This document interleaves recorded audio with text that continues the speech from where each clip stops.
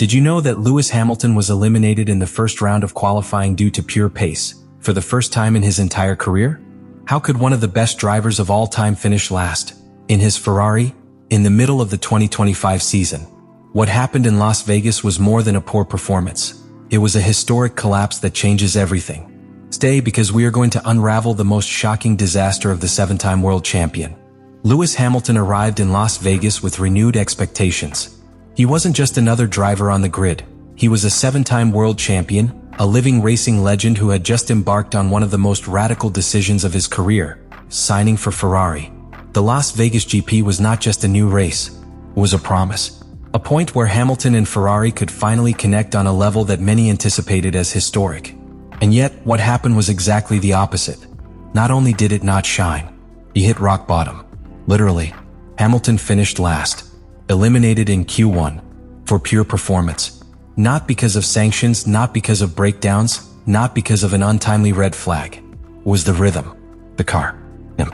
What hurt was not only the lap time of 1 minute and 57.115 seconds, to be precise, 3 seconds slower than his teammate Charles Leclerc, but what that number represents. The total vulnerability of a champion. Nothing like this had ever happened before in his entire career.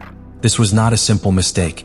It was a breaking point, an unprecedented sporting humiliation in their history. And this is not an exaggeration. It is a fact that shook the foundations of the paddock. Pilots, engineers, former teammates, and commentators couldn't believe what they saw. Hamilton, the man who has defined an era, eliminated on the first try in one of the most glamorous settings on the calendar? There were no precedents. Not even in his rookie years with McLaren. Not even in moments of crisis with Mercedes. Las Vegas was different. It was historic, but in the worst sense of the word. The most painful thing is that Hamilton himself had shown signs of optimism in free practice. He spoke of feeling comfortable, even excited, with the behavior of the SF-25 in urban conditions. The simulations were not spectacular, but they were promising. There was internal talk about the potential to enter Q3. Everything indicated that, at least, the session would not be disastrous. And yet, it was exactly that. A disaster in slow motion, created in a lethal combination of technical errors, adverse weather conditions, and, above all, wrong human decisions. The Las Vegas qualification marked the lowest point in the career of a man who has won more than 100 Grand Prix and who has challenged entire generations of champions. And he did it just when a performance that justified his signing for Ferrari was most needed. On a narrative level, it's the kind of fall that transforms the course of a season. Because it's not just about lost points, but about broken trust. From a driver-team relationship that was already fragile after the first stages of the year. And in Las Vegas, that fragility became a crisis. This chapter cannot be analyzed as a simple bad result. It is a key piece in the broader narrative of a season that, from the beginning, promised to be one of redemption. But that could become another story of missed opportunities for Ferrari. And even worse, in a toxic experience for one of the best drivers in history. The moment that changed the entire qualifying narrative in Las Vegas was seemingly insignificant. The touch of a cone. But what seems like a minor detail on television in modern Formula One can be a death sentence for any attempt at a competitive fastest lap. And it was. In one of the most complicated sectors of the urban layout, Lewis Hamilton hit a signaling cone when exiting turn 14, just before crossing the line to start his last attempt at Q1. This incident, isolated for most, was actually the first domino that caused the complete collapse of their qualifying session. That cone was placed at a limit point, on the edge of the ideal trajectory. There was no margin for error. But Hamilton, in his attempt to gain time and maintain tire temperature, went too fast through that corner. The blow was enough to alter the aerodynamic dynamics of the car, especially at the rear, just at the most critical moment, prior to the start of the launched lap. And this is where technical complexity becomes vital to understanding the magnitude of the problem. When intermediate tires such as those used in light rain conditions are not in the optimal operating window, they lose grip, consistency, and precision. They need heat. And they need aerodynamic stability to generate that heat. The impact with the cone affected both things. It interrupted the airflow under the diffuser and destabilized the rear axle. The consequence was immediate. The car became more unpredictable, more nervous, less reliable just when Hamilton needed confidence most. But the problem did not end there. By hitting the cone, Hamilton didn't just alter the aerodynamics. He also lost valuable fractions of a second in the sequence leading up to his fastest lap.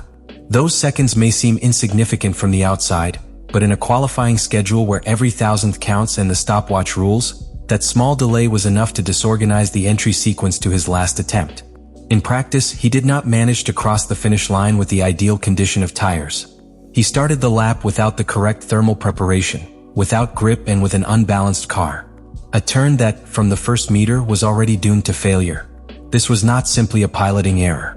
It was the consequence of a structure that did not know how to correctly interpret the limits of the car under extreme conditions. Because, although touching the cone was the driver's responsibility, the location of that cone, the exit strategy at that moment and the erratic behavior of the car in the rain are part of a system that was already stressed. And the most serious thing is that there was no room for recovery. Unlike other sessions where you can restart, adjust, correct, in Las Vegas everything happened in a single lap. A lap that should never have started in those conditions, nor with that aerodynamic disadvantage. Hamilton never had a real chance to fight to advance. That cone was not simply a track object. It was the tangible symbol of how a team can fail in the small details. And in Formula One, the small details make the difference between history and tragedy. Formula One is a category where millimeter precision is not only required at the wheel or in aerodynamics. It is also an absolute necessity in communication. Because when you compete at the limit, even poorly chosen words can ruin a lap, a session, a race.